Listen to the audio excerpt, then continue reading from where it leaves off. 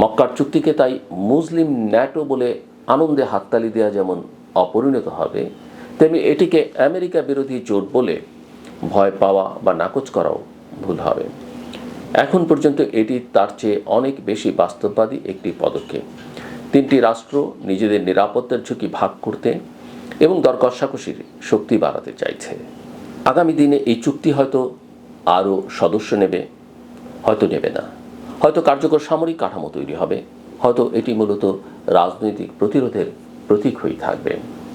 পাকিস্তান ইতিমধ্যে বলেছে এর চরিত্র প্রতিরক্ষামূলক এবং নীতির সঙ্গে একমত। অন্য আঞ্চলিক রাষ্ট্রের জন্য দরজা খোলা থাকতে পারে।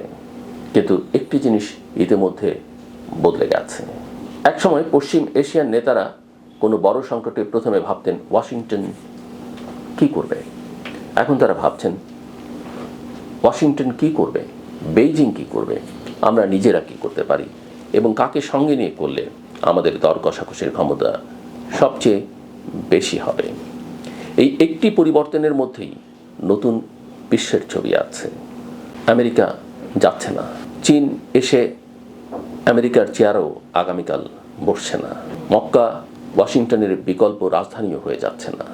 কিন্তু যে টেবিলটিতে এতদিন একজনই সবচেয়ে বড় চেয়ারে বসতেন, সেই টেবিলে এখন আরও কয়েকটি চেয়ার টেনে আনা হচ্ছে। আর আন্তর্জাতিক রাজনীতিতে ক্ষমতার পরিবর্তন অনেক সময় পতাকা নামানোর মধ্য দিয়ে শুরু হয় না, শুরু হয় চেয়ার সরানোর মধ্য দিয়ে।